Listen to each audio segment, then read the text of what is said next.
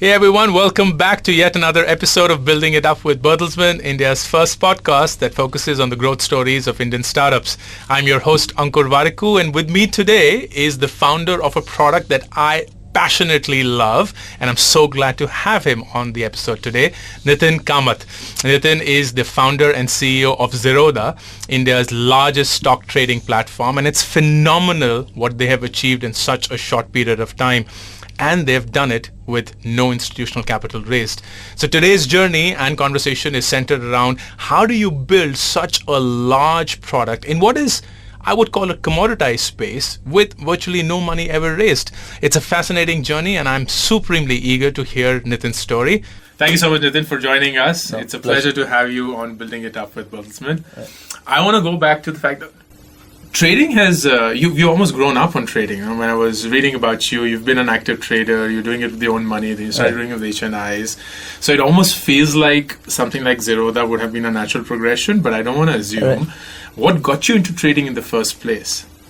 I mean, trading was about quick money, right? Like, a lot of people, I think, get attracted to stock markets for, the lure of easy money. Yeah. But I can tell you, doing this for 25 years, I think it's the toughest place to make easy money. It just seems easy, right?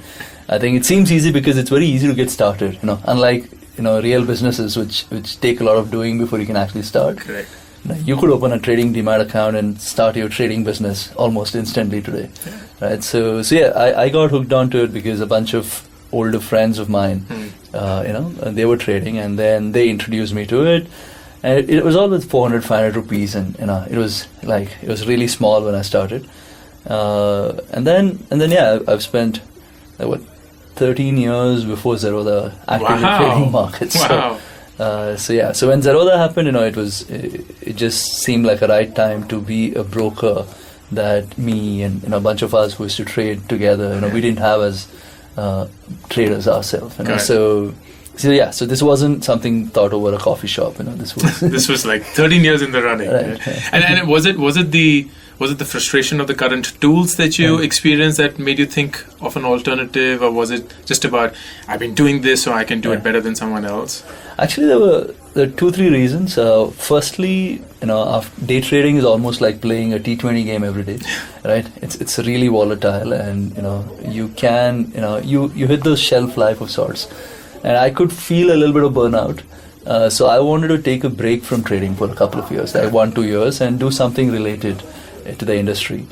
And then second thing was, as a trader, we were paying a lot of brokerage, right? Yeah. India was one of the last few countries where we were still charging a percentage fees as brokerage.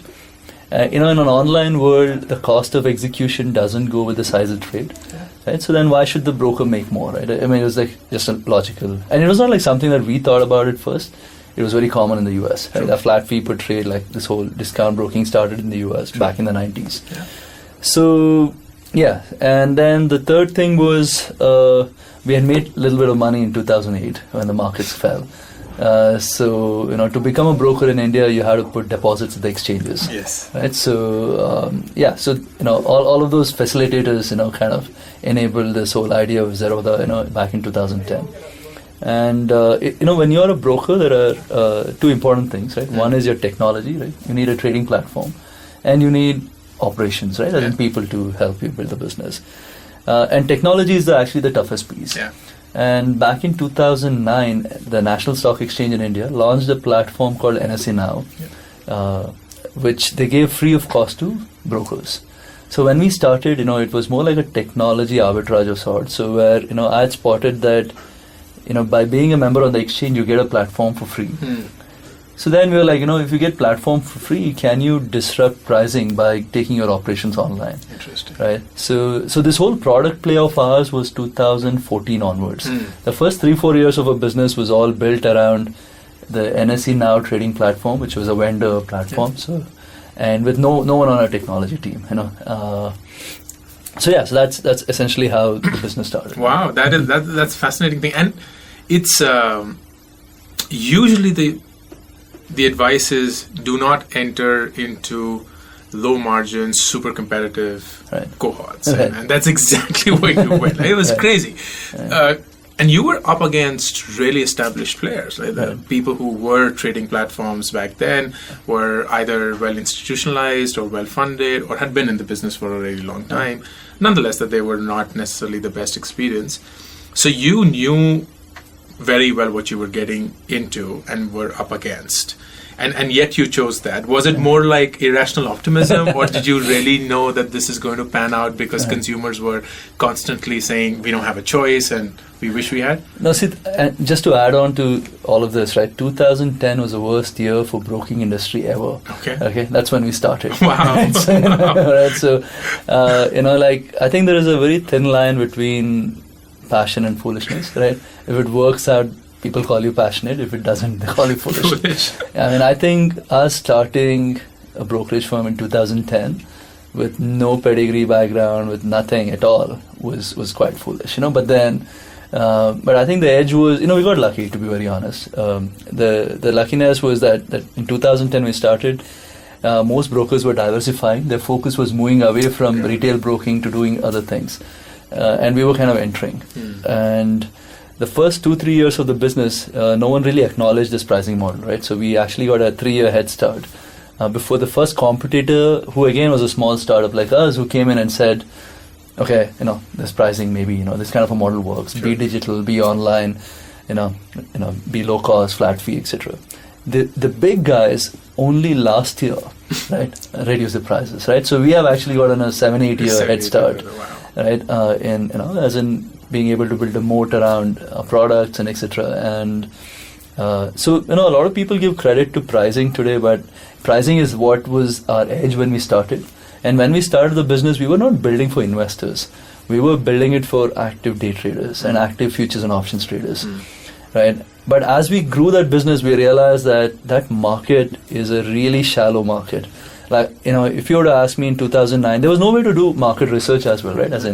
So I had assumed that there are quite a few F&O traders, right? But today, in reality, there are probably 400,000 futures and options traders in the country, right? So you can't build a business just for 400,000 users, right? So, and also in futures and options, the problem is the mortality rates are high. People, as soon as they lose some money, they become inactive and all of that, So as we kind of spend some time building business for active traders, we realized that that's not a big enough market, right? And you're India's largest broking firm today, right. That is unprecedented. It's just disrupting someone like an ICICI Direct, and of course doing it bootstrapped, doing it clinically so well. That's unreal. It's just absolutely, and you've done it without raising money. You've done it bootstrapped. You're profitable, and you also don't believe in advertising. Right. So almost all of your growth has come by virtue of you doing a great job with it. Right. Was again this a conscious call? Let's focus on funding because it's just fashionable to raise money. Right? You started a business and it's my birthright now to raise money. But you stayed away from it. Right. Was it because you were cornered into that, or because people were like, what are you doing and we don't want to fund it, or was it like, no, we don't? No, I think the first 2 years was by force. It wasn't really an option. Okay. Because I didn't think anyone understood broking industry. I don't think even today people understand broking industry, because VCs haven't invested into Indian broking firms yet. Only recently, last 1 year maybe, right? So, and also I think, as I said, it was a really horrible time for the industry itself. So and we were building a platform on top of a vendor product. There was no tech as well. So I don't think we were investable. If I was a VC, I wouldn't have invested in a company like that. So, but I think. But by the time we realized it's a real business, we had actually started making some money as a business. From the third year onwards is when VCs said, boss, you can take some money. But then we were making money, and I didn't really see a point of raising money. Great. Right? Because the thing is, this whole trading and investing, right? You can, you don't get up one day morning and say, I want to trade and invest. Right? You will probably get up one day and say, I want to buy a phone. You go discover and you purchase something. But trading and investing is a very, you get influenced to do it through a peer, most likely, right? As in every person who has traded, invested, you ask that person, how did he start? He'll say, a friend introduced me to it, right? And this is not something that you're going to discover online, and Because what regulators do is that they don't allow you to sell greed. Yes. Right? So any advertisement can only say my platform is great and my product is great. No one can say come invest, make 30%. Correct. If someone could advertise saying come invest, make 30% in the Maybe market, that would get I mean, of course, that would greed is would work for sure, right? But funding, as I said, because we never advertised, funding was never required, and we grew slowly. I mean, the thing is, what I realized is by not having professional investors, we were never pushed to grow fast. And so we grew at our speed. We did what we thought is the right thing for the trader, what is the right thing for our customer, and we have never built a product keeping revenue in mind or how many new clients we'll get in mind. Everything that we built is will our clients enjoy it? It's going to help them in some form. And so it's been slow organic growth. So that way, we never spent. Forget about fundraise from outside. We have never taken a single loan, from a bank, right? So it's so I think it helps you to sleep well in the night, and it keeps you very nimble on your feet as well. True. As a business. Right? I love that. I love that. The other interesting piece in a conversation before we started this podcast was you're also catering to this massive first-time traders community, right. Which I would imagine would comprise a lot of your client base. And they need hand holding because for them this is not natural. Finance as it is scares people, and then it's stocks, and we have this notion of stocks being all doopy and take money out, and you always end up losing money. We equate stock trading to gambling for some reason, and I'd imagine that would have been a strong attention focus for you when you were growing up. Right. Walk us through that. Like, how did you think about that? It clearly cannot be 100% online. Right. So how did you navigate through the offline-online combination? I mean, see, the biggest tipping point for the industry, for the business, was actually demon, right? Because for us, onboarding a customer was a 40-page document, and I don't know how many signatures and all of that, right? And even though Aadhaar was in use before demon, but actually people started using Aadhaar only after demonetization, right? And so different use cases of Aadhaar started opening up, and this whole e-signature using Aadhaar, e-KYC using Aadhaar, etc.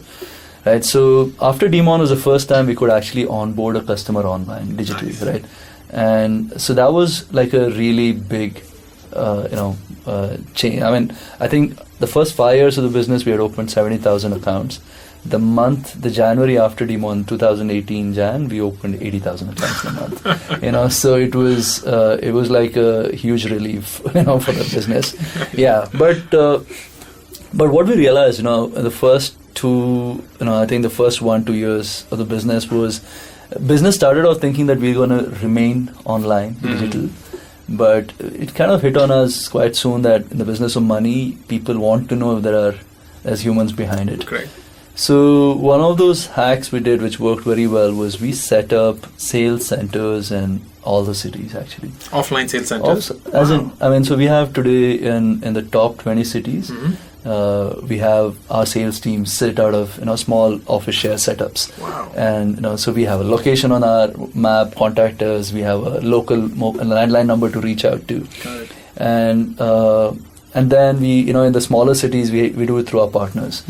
And every time we go to a city, we do a press conference saying, "Oh, we are in the city," and let people know. Nice. It was just building credibility.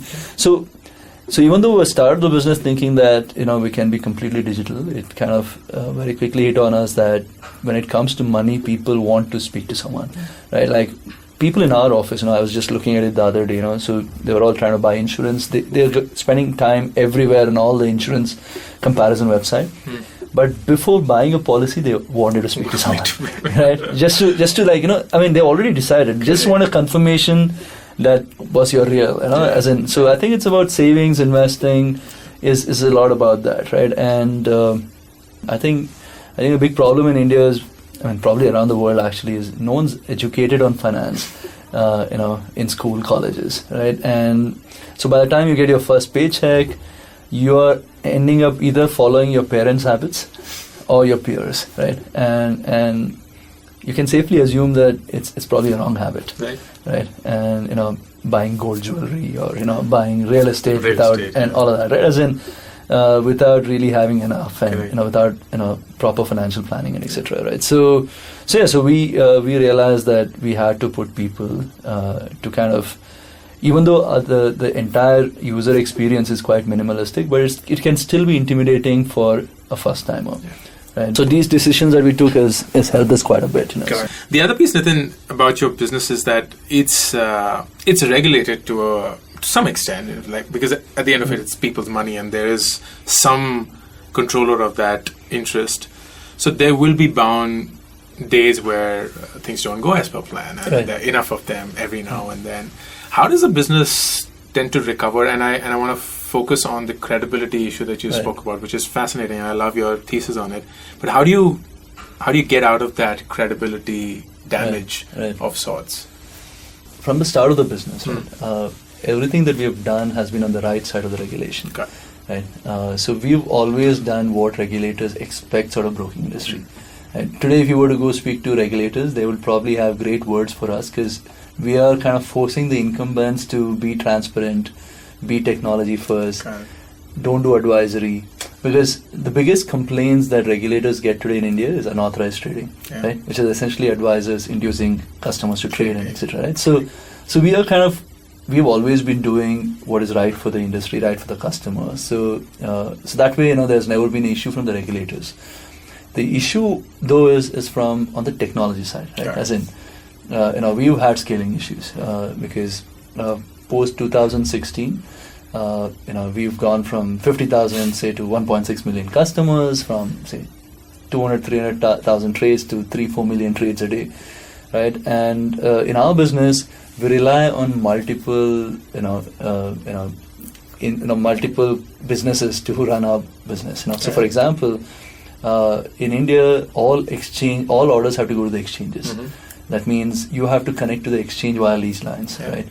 And these are in Bombay, and so if there's someone digging for metro, your lease line can potentially get affected. I mean, of course, there are backups to backups, Sure.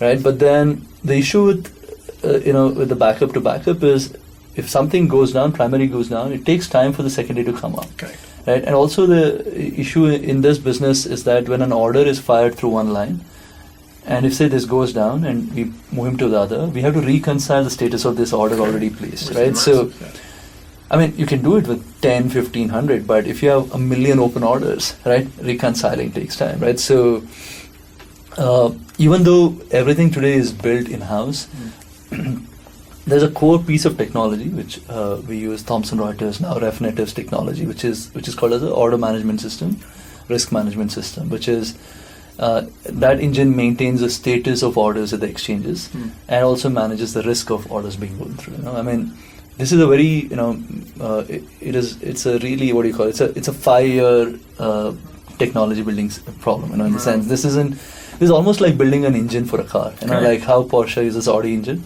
right? So why doesn't Porsche build their own engines, right? So it's like that, right? So we use them. So we kind of end up relying on their technologies and their scale, right? So these are all these are all things that can potentially affect us. Yeah. One question that I want to focus on is you're profitable, you've taken your time to grow, and it's been a conscious choice, and you've done remarkably well on that. Does it worry you that someone with irrational funding can come and destroy it, particularly because it's a discount broking platform, and then price becomes a commodity? While to your credit, you've built moats around this. Right. So the question is, does that give you the confidence that you will be able to uphold your territory, or is it that something that money can buy? No, I think, see, the thing is, like I said, this is a very complex product to build. I don't think there's something, so if we had raised money, could we have built something faster? Actually, the answer is no. No. Right. So I don't think the product cycles would have been faster. If we had raised money, had a lot more people, we would have probably been slower and not faster, right? So if someone's trying to compete in terms of product build, I don't think it's going to happen fast just because there's deeper pockets, right? But what could a competitor do with deep pockets? I mean, it could potentially advertise, do cashbacks, open accounts, and etc. I mean, so we might take a hit in new account openings, right? But then that's never really been a great metric, right? As in because new account openings now, which are inactive, is of no use anyways, right? So Now, people who have intent to invest or trade, and once they understand how investing and trading works, and they're speaking to friends and family who are trading and investing, they will slowly, come towards the best product. True. Right? And we're already at zero. It's not like, on the investing side, it's not like we are an incumbent who's charging a lot of brokerage. Okay. Right? For active traders, we charge $20 a trade, right? As in, can that reduce? Potentially, that could be in pressure, right? Because if someone comes and says, I want to compete here, but the thing is about active trader is it's like if you're a supercar racer, right, and your living is by racing cars, you care for what's the quality of your car. Correct. Right? You wouldn't compromise on your car because you know that this is what is that you used to race, right? So the active traders side, they care for the platform on which they trade. Yeah. And all the features, all the tools, how fast, and all of that. So a competitor can come today, take 3-4 years, 5 years, go through a cycle of learning, build a product, and then maybe the deeper pockets would work. But hopefully by then we would have evolved our products. Of course, so. Makes sense. What keeps you up at night as a founder CEO of such an accomplished company now? Well, I mean, I think I'm always thinking about how to grow the ecosystem. Yeah. Right? Because it's just crazy how shallow the markets in India are. So last year we had 4 to 5 million Indians who invested once a year, right? And I understand most Indians don't have money, but even those 4-5 crore income tax filing Indians should probably be investing, right? Some portion of it. Because I think, as a country, we rely too much on foreign capital. And I think, one of those things for me to do in life, I think, has been that how do we get Indians to back Indian entrepreneurs, right? Nice. As in, because I think for a country like ours to become like a global superpower, I think that has to happen, right? As in, people should stop putting money in gold, real estate. Put money behind some entrepreneurs. And then it's just cycle. More jobs are going to get created. It's going to help the country and all of that. So we want to be catalyst in some form to enable all of that. Great, awesome. So on that note, thank you so much, Nithin, for being a part of this. This was lovely. Thanks. All the best with everything. I'm sure there's a wonderful future ahead of Zerodha, and with you at the helm of it and your passion, I'm sure it's going to happen. Cheers. Thank you. Thanks. And with that, we come to the end of yet another episode of Building It Up with Bertelsmann, India's first growth-focused podcast. I'm your host, Ankur Variku, and until the next episode, do not forget to subscribe on iTunes, Savan, SoundCloud, and also check out our video on YouTube and Facebook. Until next episode, I'll see you all.